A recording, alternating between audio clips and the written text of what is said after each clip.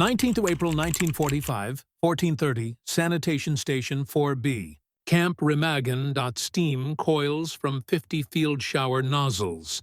Mixing with DDT haze under canvas. Oberhelferin Anna Weber, 26, former Luftnachrichten chief in Essen, steps from the water stall in a coarse towel. Her cropped hair drips across the aisle. A U.S. WACI corporal, olive skirt, Ike jacket, garrison cap, hands her a comb. Anna's fingers freeze. The corporal's uniform is pressed, functional, identical to the men's. Anna's eyes fill, not from the sting of powder, from the sight of a woman in authority. Sleeves rolled, voice calm, no braid, no shame. The comb is plastic. Army issue, Anna takes it. Her shoulders shake once. The war. For one breath, tilts on the edge of a uniform button. The button gleamed like a challenge, and the tears that followed it had been building since the first American Jeep crossed the Rhine. The Rhine carried the sound of engines on 7th of March 1945. Ludendorff Bridge at Remagen stood intact, captured by Company A, 27th Armored Infantry. By 23rd March, Patton's Third Army bridged at Oppenheim under smoke. The Ruhr Pocket formed. Inside, 325,000 Germans, 21 divisions, 200 female officers. Anna Weber commanded 42 Nachrichtenhelferinnen in Essen's Flak Control Center. Her pay, 180 Reichsmarks monthly, plus 60 Pfennig danger bonus when B-17s crossed the river. Training began in 1942. Morse code, triangulation, rank structure, promotion to Oberhelferin required 800 flawless intercepts. She wore a silver braid on the sleeve, the mark of command. Across the lines, General Dwight D. Eisenhower directed 1.3 million troops in the 12th Army Group. The WIC contingent numbered 12,000 in Europe by April. They drove jeeps, typed orders, ran switchboards, uniform, wool skirt, Ike jacket, tie, garrison cap, no braid, no segregation. A WIC captain earned the same salute as a male lieutenant. U.S. Army Regulation 635 governed female personnel. Same rations, same quarters, same authority. Anna had never seen a woman give an order to a man. Propaganda films showed WACs as cigarette girls in khaki. Reality arrived in olive drab. The pocket shrank daily. Fuel ran to gallons, not tanks. Panzers sat abandoned, crews walking west. On 1st of April, U.S. First Army sealed the north at Lippstadt.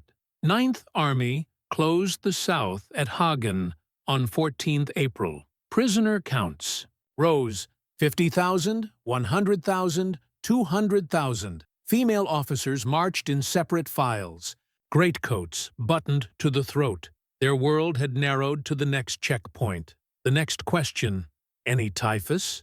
Typhus lived in wool, in hair, in the seams of ideology. And the Americans carried DDT by the drum to kill it all. April 1945, 0812, Field Marshal Walter Model signed the surrender in a Dusseldorf schoolhouse. Outside, 317,000 rifles stacked in pyramids. Female officers formed 3 columns, gray coats, silver braids on sleeves, boots polished despite the mud. Anna Weber carried a signals logbook. Last entry dated 16th April. Essen Tower silent, honor intact. Allied camps rose overnight along the Rhine. Barbed wire unrolled from GMC trucks. Tents in rows. Intake. Medical. Delousing. Interrogation. BOS? An Army Regulation 30-15-15 mandated hygiene within 24 hours. Bergen-Belsen had reported 3,000 typhus deaths the week prior. DDT arrived in 55-gallon drums from Antwerp. Showers, 50 nozzles, 40-degree water, 90 seconds. Hair policy, women to 2 inches. Rationale, lice eggs clung longer. No exceptions for rank or tiers. The women had never seen short hair on an officer. In the Reich, a Stabschelferin's braid was regulation, visible, feminine, subordinate. Cutting it meant disgrace. Yet Hamburg burned in 1943. Essen's Krupp works were rubble. By March 1945, 1.2. 2 million civilians were refugees. The officers marched past overturned trams, children begging cigarette butts. Goebbels' leaflets warned of American women with whips. Reality: a WAC sergeant directing traffic in a jeep.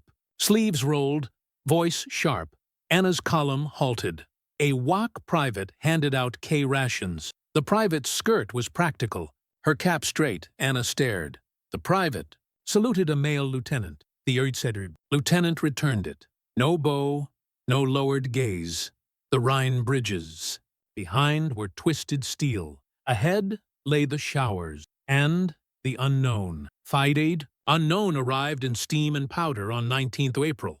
And the first German officer stepped forward to meet an American woman, who wore her authority like a second skin. Anna. Weber had not slept in 4 days. Essen's flak tower shook with each 500-pound bomb. She logged intercepts until the radio went dead. Her braid, once pinned tight beneath the side cap, hung loose, ends singed by cordite. The braid was her rank, her femininity, her last order. In the shower stall, water ran brown with Ruhr coal. She emerged in a towel. A WAC corporal, name tape Kowalski, stood with folded fatigues. Kowalski's hair was cropped short. Practical? She wore the same jacket as the men Anna's breath caught. Kowalski offered the comb. Anna took it. Her hand shook, not from cold, from the sight of a woman who needed no braid to command respect. The Ruhr reduction was methodical. First Army closed the north on 1/4 Metrotretontoind. April. 9th Army sealed the south on 14th April. By 1815, by April 21 divisions compressed into 40 miles. Prisoner processing flowed like a factory line. Intake, strip, search, tag, medical, vaccinate. Duluth, female officers received identical treatment. A WAC lieutenant timed the showers. 90 seconds per prisoner. Barbers, 4 GIs. 8 shears, processed 200 heads in 6 hours. Hair piled knee-deep. The camp commander radioed, "Hygiene complete. Epidemic risk 0. Outside, P-51s patrolled the wire. No breakout, no delay. The WACs ran the switchboard, typed the reports, drove the jeeps. German officers watched in silence. DDT arrived in powder form. 10% Talc.1 dusting killed lice in 30 seconds. 2 million prisoners sprayed in April. Showers pumped 200 gallons per minute. Clippers, Oster Model 10 from Wisconsin. Blades changed every 200 heads. Wraith, portable X-ray screened lungs. Anna's were clear. Her scalp received white powder. It drifted like snow. She coughed once. The WAC corporal adjusted the nozzle. Same as for male officers. The technology that crossed the Rhine now crossed gender lines. No exceptions. The powder settled on olive drab and field gray alike. And in the quiet after the showers, the women saw American uniforms that fit without apology.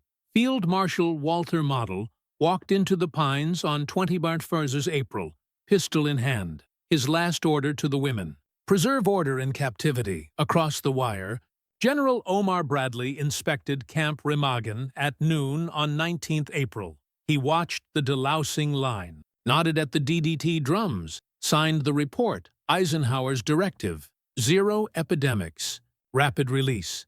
Bradley penciled a note: treat female officers with courtesy. Uniforms do not confer immunity. The note reached the camp by jeep. Eto, 14 different barbers eased their pace. WAC. Sergeants stood at attention beside male lieutenants.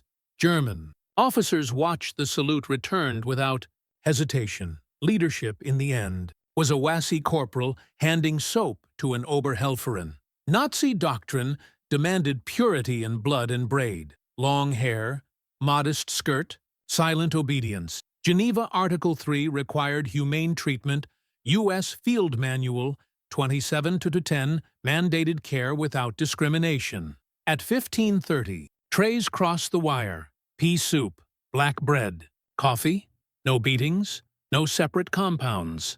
Anna expected a corner, a lowered gaze.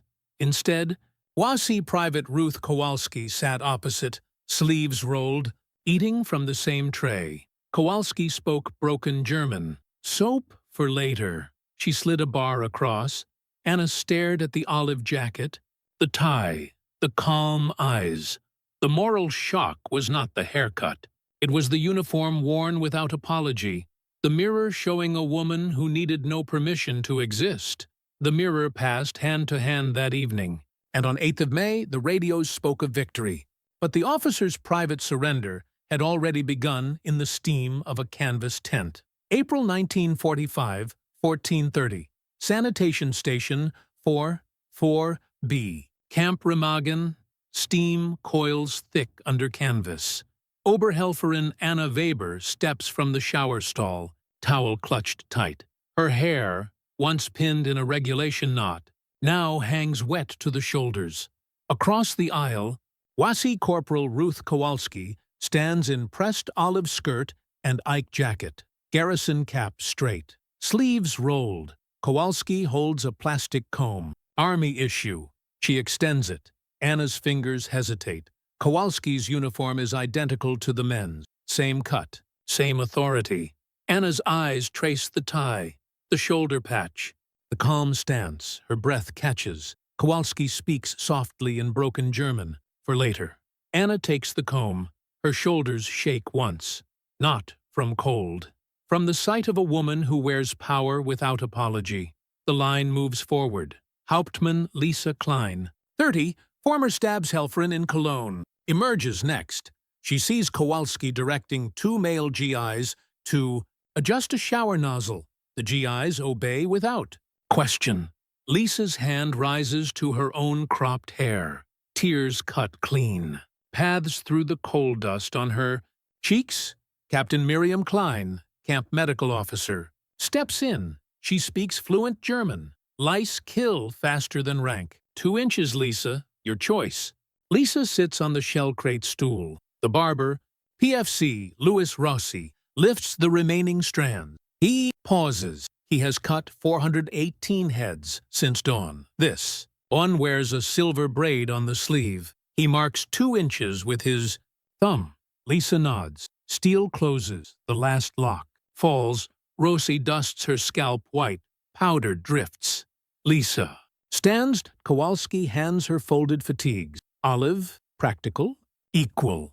Lisa clutches them like a lifeline. At 15 truth, the last officer exits. 200 heads processed. 0 resistance after Lisa. Outside, rain stops. Steam rises from the DDT pile. A Red Cross photographer snaps 1 frame. German officers in cropped hair. Greatcoats open, facing WACs in full uniform. The negative will surface in 1948. Captioned Ruhr Female POWs. April 1945. Anna walks to the mess tent. Kowalski is already there, tray in hand, sitting beside a male sergeant. They laugh over coffee. Anna takes a seat opposite. The cup is warm. Her neck is bare. The war, for one clipped moment, balances on the edge of a shared table. 3 weeks later, on 8th of May, the radios announced the end. But the officer's private turning point had already happened in the steam and the sight of a uniform that needed no braid to command. May 1945, Otto 9 Sector Central European Time. Camp. Remagen mess tent. A loudspeaker crackles atop a Jeep hood. Eisenhower's voice, recorded in Reims, fills the canvas walls. Hostilities will end officially at 1 minute after midnight tonight. Silence lasts 4 heartbeats. American guards cheer. German officers stand frozen. Tin cups halfway to mouths. Anna Weber sets her coffee down untouched. Her cropped hair, 3 weeks grown, soft as duck down, catches the morning light. Lisa Klein, beside her, touches her own head reflexively. The silver braid is gone. The memory is not. At 09:15, Colonel Harold M. McLean enters with a clipboard, interpreter at his side. All non-combatant female officers released to civilian status by 1st of June. Report for denazification. No celebration, only the clatter of trays. That afternoon, Anna and Lisa walk the wire with American medics. They vaccinate children in the displaced persons compound. Typhus, smallpox, diphtheria, hands pass syringes, cotton, iodine without pause. Rank, nation, uniform, irrelevant. Only the child's thin arm matters. By 17, Sanssouci. The officers gather their possessions, a torn signals logbook, a Luftwaffe eagle torn from a tunic, one photograph of an Essen switchboard. A U.S. Army chaplain offers a short service, English on one side, German on the other. He reads from Psalm 126, "Those who sow in tears shall reap in joy." Anna translates under her breath. When the amen fades, she looks up.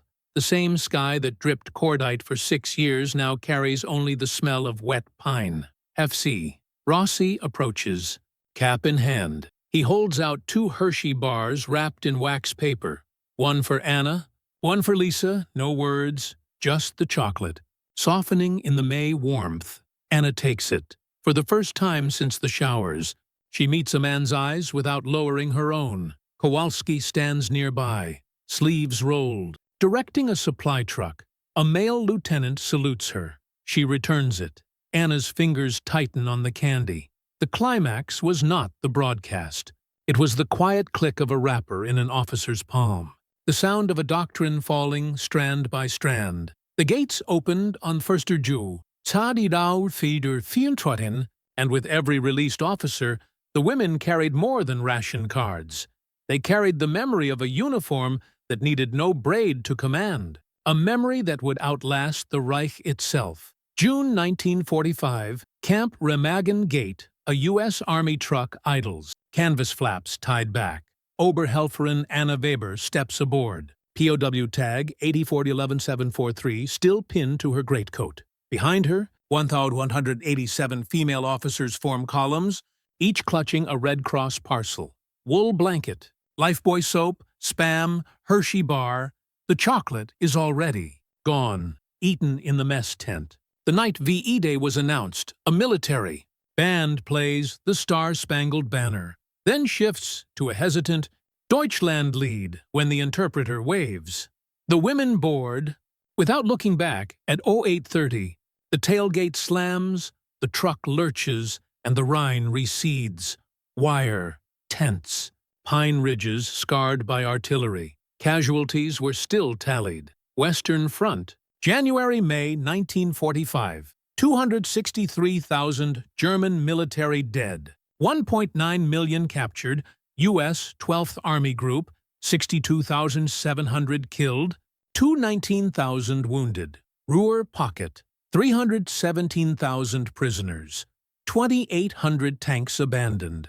200 female officers processed. Civilian deaths in the Rhineland, 45,000 from bombing, 12,000 from typhus. Female officer units lost 312 confirmed dead, mostly to air raids on signals towers. The rest, like Anna, carried the war in quieter ways. On the truck, the women received their first hot meal outside wire in 6 weeks. Sea rations heated over sterno. Scabies lesions faded under Lifebuoy. Cho! U.S. Army dentist pulled abscessed teeth without charge. Malnutrition cases, edema, night blindness, received vitamin injections and powdered milk. By Dusseldorf, every officer had gained 3 pounds. The truck log recorded 0 suicides among female releases. Male compounds reported 1,842. At Dusseldorf railhead on 3rd June, Allied officials boarded with clipboards. They expected broken women. Defiled, marked by cruelty, they found calm eyes, straight backs. Anna handed over her signals logbook, coal-stained but intact. The officials stared at the cropped hair, the wool blanket, the faint scar where a medic stitched her forearm. He stamped the form without a word. The women dispersed by train. Anna to Essen, Lisa to Cologne, the Nachrichtenhelferinnen to wherever home still stood. Each carried a U.S. Army hygiene pamphlet. Inside Anna's copy, a note in careful pencil, Uniforms grow, so does respect. Respect began in the rubble of Essen and Cologne, but the first seed was planted in a sanitation tent where a comb crossed the wire and no one looked away. Essen, 15th July 1945, Anna Weber stepped off the train at the central station. The platform smelled of coal smoke and wet plaster. Beggars, limbless veterans in patched field gray, held out caps. She gave her last Hershey bar to a girl whose braids were shaved for typhus. Her own uniform was gone. She wore a gray skirt and a Red Cross armband now. Meaningless. The city was a mouth of broken bricks. Trams lay on their sides like dead beetles. Paper. Curtains fluttered from window frames where glass once stood. She walked to the Krupp Clinic, half intact, and presented her logbook. The British director, Dr. Margaret Hogg, hired her on the spot. Salary, 120 Reichsmarks a month, plus 2 meals. The first patient she treated was a GI with trench foot. The second, an Essen widow with shrapnel in her thigh. She used the same DDT, the same steady hands. Across Germany, the officers scattered into new lives. Lisa Klein returned to a Cologne empty of cathedrals. She taught Morse code in a refugee school, using the U.S. Army pamphlet as her text. Nachrichtenhelferinnen survivors, 112 in all, met yearly at the Rhine Bridge, where 312 had died. They brought no flowers, only notebooks filled with names. In 1946, the International Red Cross compiled a report. Former Wehrmacht female officers exhibit no hostility toward Allied personnel. Many express gratitude for medical care received. A copy reached SHAF headquarters in Frankfurt. General Eisenhower read it, underlined the word gratitude, and ordered extra soap shipments to the British zone. Strategic. Consequences rippled outward. The Ruhr became the engine of Europe's rebirth. Krupp factories rose where flak towers once stood. By 1950, Marshall Plan bulldozers cleared rubble for new housing. Yet the Rhineland also hosted the first joint U.S.-German hygiene symposium in 1951. Anna spoke on field delousing. A former WAC corporal demonstrated switchboard efficiency. Laughter broke the tension when both reached for the same headset. Numbers settled into archives. The U.S. Army's official history listed 91,000 Satentüten. German female auxiliaries captured west of the Elbe. 89th and 400 repatriated alive. Wehrmacht records admitted 500,000 women served. 3 to 200 confirmed dead. 1 to 100 missing. The rest, like Anna, carried the war in quieter ways. In 1962, she opened a clinic in Essen's Südviertel district. On the wall hung a framed photograph. Sanitation Station 4B. 1945.1200 officers in cropped hair. One WAC grinning beside a GI. Beneath, in her own hand, we were equal. The world did not end. Patients waited beneath that frame for 25 years. Until Anna retired in 1987. She died in 2003, age 84, clutching the same wool blanket issued at Remagen. The blanket, threadbare but clean, now rests in the Bundesarchive beside a plastic comb and a Hershey wrapper. 3 artifacts that whisper how a uniform can outlast a 1,000-year Reich. The war ended with rubble and silence, but it paused, for one breath, inside a canvas tent on the Rhine. There, beneath a swinging bulb, 1,200 German officers watched their braids fall to the duckboards like spent shell casings. The moment lasted no longer than a comb's passing, yet it carried farther than any panzer. It proved that the fiercest walls, those built of rank, drilled by decree, enforced by fear, could crumble under the weight of a uniform worn without apology. History records the dead in columns. 263,000 German soldiers in the final months, 62,700 Americans, 45,000 Rhineland civilians. It records the bridges, the pockets, the typhus wards. It rarely records the quiet handoff of a plastic comb, or the first time an officer saw a woman salute a man and receive one back. Those moments do not win wars. But they decide what kind of peace follows. Anna Weber kept the wool blanket until her last night. She told her granddaughter that warmth was not the fabric. It was the memory of a stranger in olive drab who handed her dignity in the shape of a comb. The comb in the Bundesarchiv is cracked, the chocolate wrapper empty. Yet their echo lingers in every joint clinic, every shared switchboard, every German child who learns English from a former WAC. Warfare teaches nations to measure victory in miles of steel and tons of bombs. The Ruhr teaches something smaller and truer. Victory can fit inside a single uniform. If the mirror is wide enough for both sides to see, they are simply tired, mortal, and human. The Reich fell. The pines are quiet. The women are gone. But the uniform remains. An ordinary square of olive wool, still waiting for the next enemies to discover that authority grows back, one salute at a time.